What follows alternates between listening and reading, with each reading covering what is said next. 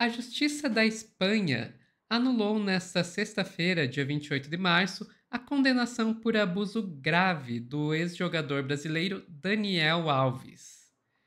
Vamos lá perguntar para o Pedro Zambarda o que aconteceu aqui no Plantão do Meteoro.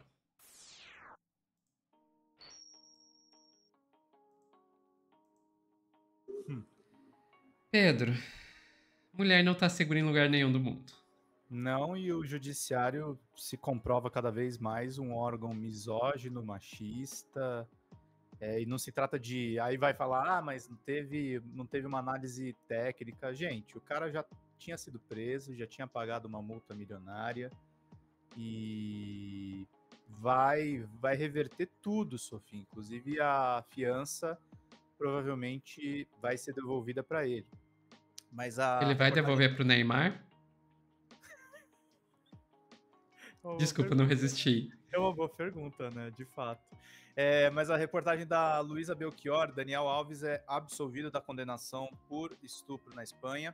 O Tribunal Superior da Catalunha anulou a condenação do ex-jogador a uma jovem em uma discoteca em Barcelona em 2022. Alves já estava em liberdade provisória. A Justiça disse ter visto inconsistências na sentença anterior.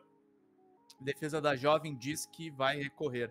O que eu acho bizarro desse caso, Sofia, é que encontraram até material e o estado de choque da vítima, né? Eu não sei mais o que a justiça da Catalunha quer para efetivamente condenar um cara por esse crime, né? Mas, enfim. A Justiça da Espanha absolveu o ex-jogador da acusação nesta sexta. Na sentença que o G1 teve acesso, o Tribunal Superior da Catalunha decidiu de forma unânime anular a condenação de Alves. O brasileiro havia sido sentenciado por um tribunal de primeira instância a 4 anos e 6 meses de prisão por ter abusado de uma jovem em uma discoteca em Barcelona, na Espanha. Nesta sexta, 4 juízes da seção de recursos do Tribunal Superior de Justiça concluíram que o depoimento da jovem que acusava o ex-jogador é insuficiente para sustentar a condenação. Com isso, Alves fica automaticamente absolvido. A defesa da jovem informou que irá recorrer. Assim, o jogador, que foi preso em janeiro de 23, ficou mais de um ano atrás das grades, aguardando o julgamento, foi condenado a 4 anos e 6 meses, pagou 1 milhão de euros por liberdade provisória, fica totalmente livre sem qualquer acusação na justiça espanhola. O brasileiro, que já estava em liberdade provisória desde março do ano passado, quando a justiça catalã aceitou um recurso da defesa do ex-jogador, os juízes, no entanto, analisavam outro recurso apresentado pela promotoria de Barcelona, que pedia o aumento de pena a Alves. Na sentença desta sexta, os juízes afirmam entender que houve imprecisões e déficits na decisão anterior sobre o caso. Eles dizem não duvidar do teor em si da fala da vítima. Desculpa, duvidam sim, tá? Se foram absolver, no mínimo consideram que o depoimento foi mentiroso, então. É inacreditável isso aqui. É aquela coisa, como a gente vê, né, Sofia? Como é que a justiça ela é parcial e kafkiana, né? Uma hora decide uma coisa, outra hora decide outra. É isso. Mas julgaram que a primeira instância deixou lacunas e imprecisões ao não esgotar os recursos para comprovar a versão da acusação. Entre as lacunas existentes no caso, de acordo com a sentença, são essas. Decisão de primeira instância aceitou a declaração de vítima sobre penetração vaginal não consentida, sem contrastá-la com outras provas, como impressões digitais e evidências de DNA biológico. Havia trechos do relato da vítima não especificados na sentença que poderiam ter sido checados com gravações de sistema interno de câmeras da discoteca, segundo alegou a defesa de Alves. A sentença de primeira instância confiou de forma subjetiva na declaração da denunciante. A vítima era uma testemunha não confiável porque várias declarações suas não foram verificadas. Não foi possível concluir, segundo a sentença desta sexta, que os padrões de presunção de inocência estabelecidos por uma diretriz da União Europeia tenham sido atendidos.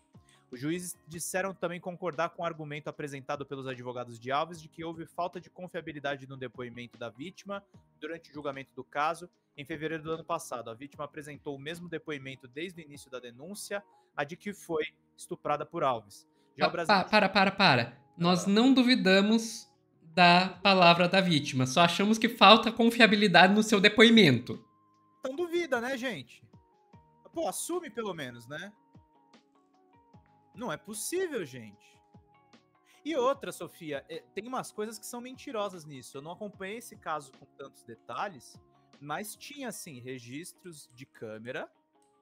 Vamos falar, então, de checagem de informação? Tinha registro de câmera e tinha material biológico. Sim, Isso foi encontrado pela polícia.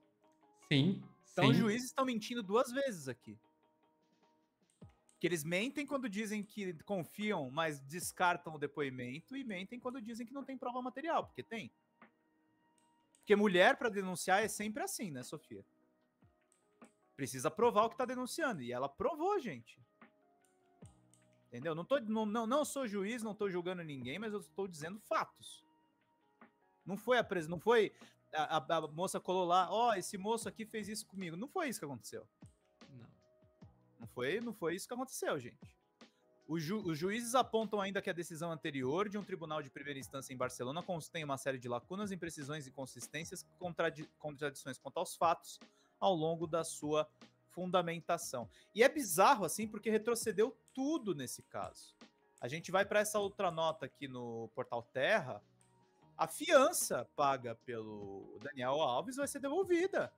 Deve ser devolvida após a absolvição. Tem recurso ainda da acusação, mas assim, ele pode sair sem pagar nada, gente.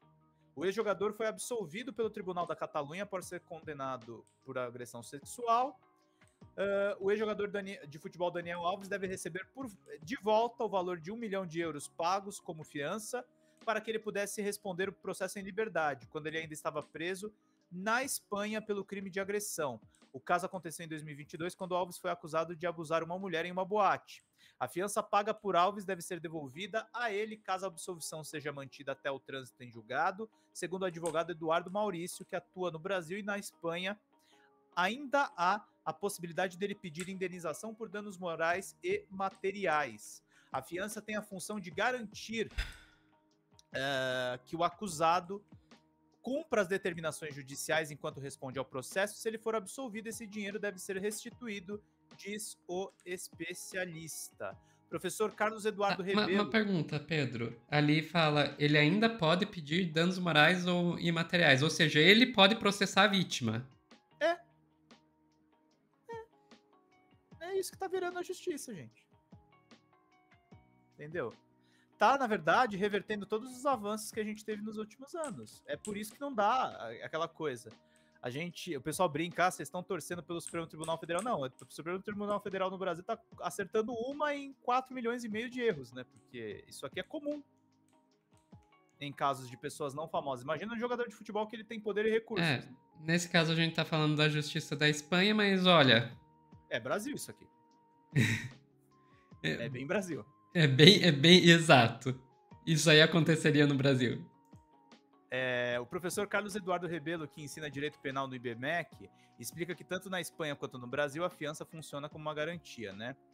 E um grupo de amigos teria ajudado a pagar a fiança milionária Daniel Alves em março de 2024, segundo o jornal catalão La Vanguardia. Ele foi liberado Grupo da de amigos prisão. que incluiu a família do Neymar. Isso que eu ia falar. Será que ele vai devolver pro Neymar? Enfim. E aí uma reportagem importante que o G1 fez sobre esse caso, né? Lá no G1 tem esse título aqui. Caso Daniel Alves, como episódios de violência sexual viram gatilho para as mulheres. Assim, esse caso, gente, infelizmente, essa absolvição, ela tá dando o recado que não vale a pena denunciar.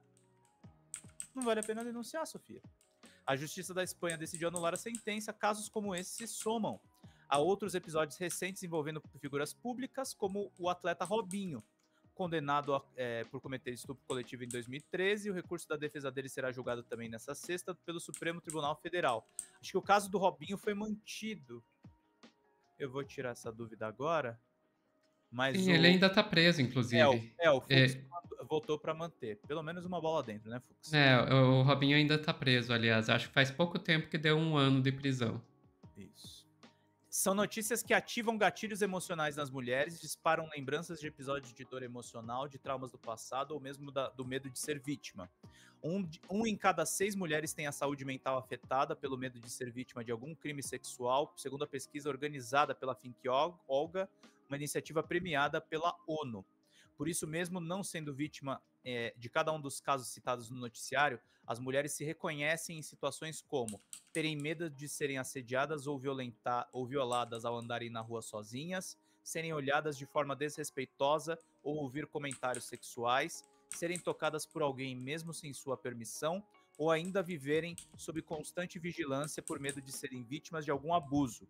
Esse temor impacta como as mulheres se vestem ou se portam e até o lugar que frequentam, já que muitas vezes isso é usado como justificativa para responsabilizar a vítima pelo abuso. Referência na área de saúde mental e gênero, a pesquisadora Valesca Zanello, doutora em psicologia pela Universidade de Brasília, a UNB, aponta que a violência de gênero é uma questão importante no desenvolvimento de doenças como ansiedade e depressão. Tem isso também. As mulheres, quando não sofrem o crime, elas sofrem as circunstâncias do crime, que é viver sob constante pressão, ansiedade e depressão. A revisão de uma série de estudos publicados em 2018, e da qual ela é uma das autoras, mostra que as mulheres vítimas de violência têm ainda mais chance de desenvolver transtornos mentais. Maíra Liguori, que é presidenta da Think Olga, explica que os acontecimentos recentes noticiados na mídia são gatilhos que lembram o risco constante de que mulheres são sujeitas. Então é isso, Sofia. É uma notícia para a gente ficar triste mesmo. A presidenta dessa ONG disse o seguinte: os direitos das mulheres não são garantidos, eles estão em disputa. Basta qualquer crise para que tenhamos os nossos direitos questionados. Os casos geram uma crise de imagem no futebol, que movimenta muito dinheiro. É triste e humilhante, mas não há nada novo. O que a gente faz agora é o que a gente fez, ter resiliência para proteger as vítimas. E isso é a base também para movimentos que você e a doutora Ana abordaram naquele vídeo, que são os Red Pills, né? Uhum. Os Red Pills é consequência direta disso aqui. Sim, sim. Vamos lá. Eu primeiro queria endereçar aqui alguns comentários no chat. O Denisito falou: Not surprised, justiça burguesa é assim mesmo. Olha, Denisito, eu acho que você está certo, justiça burguesa é assim mesmo, mas nesse caso eu vou dizer outra coisa. Justiça patriarcal.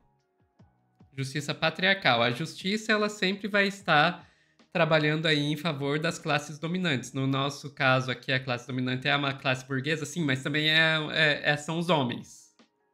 Sabe, só derrubar a burguesia não vai funcionar se a gente não derrubar junto o patriarcado. Então, não discordo, mas acho que a gente tem que fazer a complementação. Justiça patriarcal, não só burguesa. E eu trazer aqui, o Celito Chagas falou: Robinho não foi na Itália, Daniel foi na Espanha. Legislações diferentes. Sim, legislações diferentes. O que a gente está fazendo a comparação é que aqui foram 2 casos de jogadores de futebol que cometeram crimes sexuais em outros países e foram julgados por isso. Não estamos dizendo que foi no mesmo país. Sim, foram países diferentes. Agora, comentando esse caso aí.